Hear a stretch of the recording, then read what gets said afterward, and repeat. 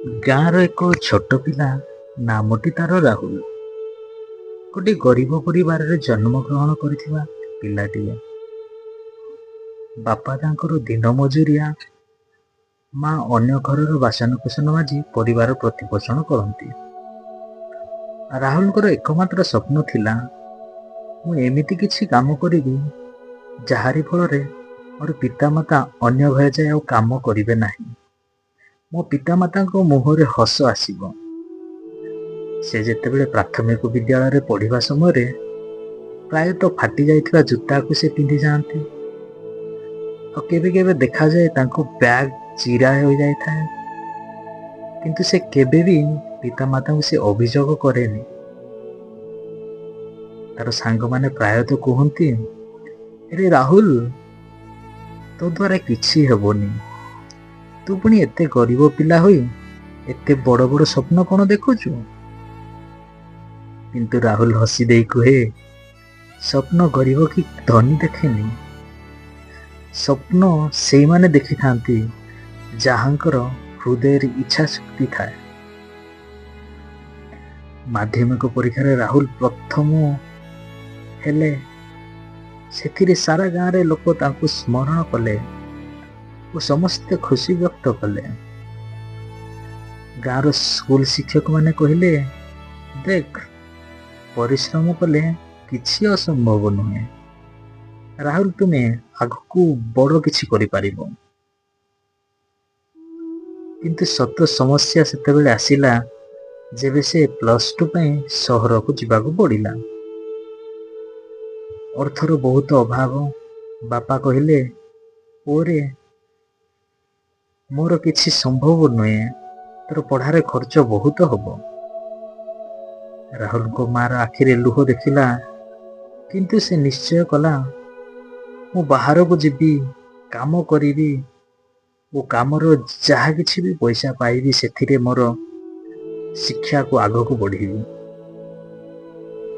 ସହରକୁ ଯାଇ ସେ ଚା ଦୋକାନରେ କାମ କଲା। ସକାଳ 5ଟାରୁ 9ଟା ପର୍ଯ୍ୟନ୍ତ ଚା ବାଣ୍ଟିଲା। ତାପରେ କଲେଜ, ସନ୍ଧ୍ୟାରେ ପୁଣି କାମ। ବାପାଙ୍କର ପୁରୁଣା ସାଇକେଲରେ ସେ ସବୁ କାମ କରୁଥିଲା। ରାତିରେ ସେ ଶୋଉନଥିଲା। ପଢ଼ା, କାମ ଓ ସୁଦୃଢ଼ ସଂକଳ୍ପରେ ରାତିଦିନ ସେ ବସି ଭାବୁଥାଏ। କେହି କେହି କହୁଥିଲେ, ଏମିତି କଷ୍ଟରେ ପଡ଼ିଲେ କିଛି ଲାଭ ନାହିଁ। କିନ୍ତୁ ସେ କେବେ ହାରି ନଥିଲା, ଆଗକୁ ବଢ଼ିବା ପାଇଁ ଚେଷ୍ଟା କରିଥିଲା। +2 ପରୀକ୍ଷାରେ ସେ ରାଜ୍ୟରେ ପ୍ରଥମ 10 ଜଣଙ୍କ ମଧ୍ୟରେ ଆସିଲେ। ସାମ୍ବାଦିକମାନେ ସାକ୍ଷାତକାର ନେଲେ। ରାହୁଲ କହିଲା, ମୋ ସଫଳତାର ରହସ୍ୟ ମୋ ବାପା ମାଙ୍କର ଆଶୀର୍ବାଦ ଓ ମୋର ନିରନ୍ତର ପ୍ରୟାସ। କିନ୍ତୁ ଏଠିରେ କାହାଣୀ ଶେଷ ହେଲା ନାହିଁ। ସେ ଇଞ୍ଜିନିୟରିଂ ପାଇଁ IIT JEE ପରୀକ୍ଷା ଦେଲେ। ପ୍ରଥମେ ସେ ବିଫଳ ହେଇଗଲେ। ଗାଁ ଲୋକ ପୁଣି ହସିଲେ, ଦେଖ, କହୁଥିଲୁ ନା, ଗରିବ ପିଲାମାନେ ବଡ଼ ସ୍ୱପ୍ନ ଦେଖିବା ଉଚିତ ନୁହେଁ।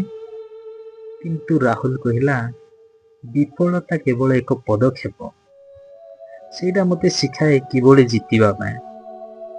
ସେ ପୁଣି 1 ବର୍ଷ ଅଧ୍ୟୟନ କଲା, ପୁଣି କାମ କରିଲା, ପୁଣି ସଂଘର୍ଷ କଲା। ଏଥିରେ ସେ IITରେ ଭର୍ତ୍ତି ହେଲା। ସେଥିରେ ସେ ସାରା ଗାଁରେ ଆନନ୍ଦ। ବାପାଙ୍କ ଆଖିରେ ଲୁହ।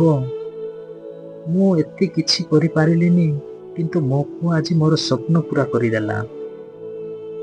କିଛି ବର୍ଷ ପରେ ରାହୁଲ ବିଶ୍ୱର ଏକ ଶୀର୍ଷ IT କମ୍ପାନୀରେ ଚାକିରି କଲା। ପ୍ରଥମ ଦରମାରେ ସେ ବାପାଙ୍କ ପାଇଁ ଏକ ନୂଆ ସାଇକେଲ ଓ ମାଙ୍କ ପାଇଁ ସୁନାର ଚୁଡ଼ି କିଣିଲା। ମା କହିଲେ, ପୁଅ, ଏତେ ବଡ଼ ସଫଳତା ପରେ ତ ସବୁଠାରୁ ବଡ଼ ସମ୍ପତ୍ତି କ'ଣ? ରାହୁଲ ହସିକି କହିଲା, ମୋର ସମ୍ପତ୍ତି ମୋର ପରିଶ୍ରମ, ବିଶ୍ୱାସ ଓ ତୁମମାନଙ୍କର ଆଶୀର୍ବାଦ।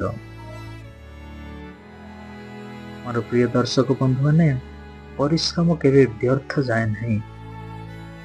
ବିଫଳତା ସଫଳତାର ପ୍ରଥମ ପଦକ୍ଷେପ ହୋଇଥାଏ। ଗରିବ କି ଧନୀ, ସ୍ୱପ୍ନ ସବୁଙ୍କର ସମାନ। ହାରିବା ମାନେ ଜୀବନକୁ ବନ୍ଦ କରିଦେବା। ତେଣୁ କେବେ ହାରିବା ନୁହେଁ, ଆଗକୁ ବଢି ଚାଲିବା। ଆପଣଙ୍କୁ ଏହି କାହାଣୀଟି ଆପଣଙ୍କ ଜୀବନରେ ନିଶ୍ଚୟ କାମରେ ଆସିବ ବୋଲି ମୁଁ ଆଶା କରୁଅଛି। ଆପଣଙ୍କୁ ଏହି ମୋ କାହାଣୀଟି ଭଲ ଲାଗିଥିଲେ ଚ୍ୟାନେଲଟିକୁ ସବସ୍କ୍ରାଇବ କରନ୍ତୁ, ବେଲ୍ ଆଇକନକୁ ବଜେଇ ଅନ୍ କରି ରଖନ୍ତୁ। ପୁଣି ଥରେ ମୁଁ ଆପଣଙ୍କ ପାଇଁ ନେଇ ଆସିବି ସୁନ୍ଦର